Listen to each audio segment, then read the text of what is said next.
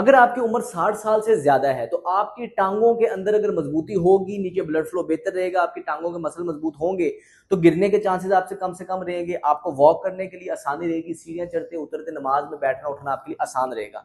टांगों की मजबूती को चेक करने के लिए जो सिंपल टेस्ट है, इसको कहते हैं 30 second sit to stand test. आपने किसी भी कुर्सी के ऊपर 30 सेकंड के लिए इस तरह उठक बैठक करनी है और गिनना है 30 सेकंड के अंदर आप कितनी दफा उठक बैठक कर लेते हैं। अगर तो आप 14 से ज्यादा दफा कर लेते हैं तो इसका मतलब यह है कि आपकी टांगे मजबूत हैं, आप बेहतरीन है, आप फिट हैं, अपनी वॉक वगैरह करें और फिट रहें। लेकिन अगर आप 14 दफा नहीं कर सकते तो इसका मतलब यह है कि हमारी टांगे अभी कमजोर हैं, इसे मजबूत करने के चांसेस हैं, आप इसे मजबूत कर सकते हैं।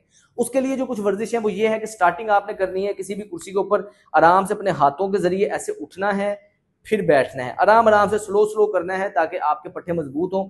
और ये एक्टिविटी रोजाना करनी है और दिन में आपने 2 दफा 10-10 दफा करनी है।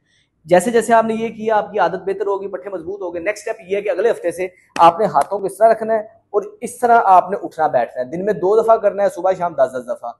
जैसे जैसे आपके पट्टे मजबूत होंगे, तीसरे हफ्ते से आपने करना ये है कि अब सिंगल लेग की पावर बढ़ानी है, एक टांग आगे एक टांग पीछे। अब इस पोजीशन में आपने हाथ इधर रखने हैं, फिर उठना है बैठना है। अब ज्यादा जोर मेरा इस टांग का लग रहा है, 10-10 दफा दोनों साइड पे करना है और सुबह शाम आपने करना है। और जो जैसे आपने 3 हफ्ते गुजर गए, चौथे हफ्ते में थोड़ा सा इसको मजीद एडवांस करेंगे, एक टांग सीधी एक टांग फोल्ड, हाथ इधर। अब आपने खड़े होने की कोशिश करनी है, इसको भी 10-10 दफा करके कोशिश करनी है। अगर एक दफा में ना कर सके तो सांस लें, रुकें, फिर करें, दर्द नहीं होनी चाहिए।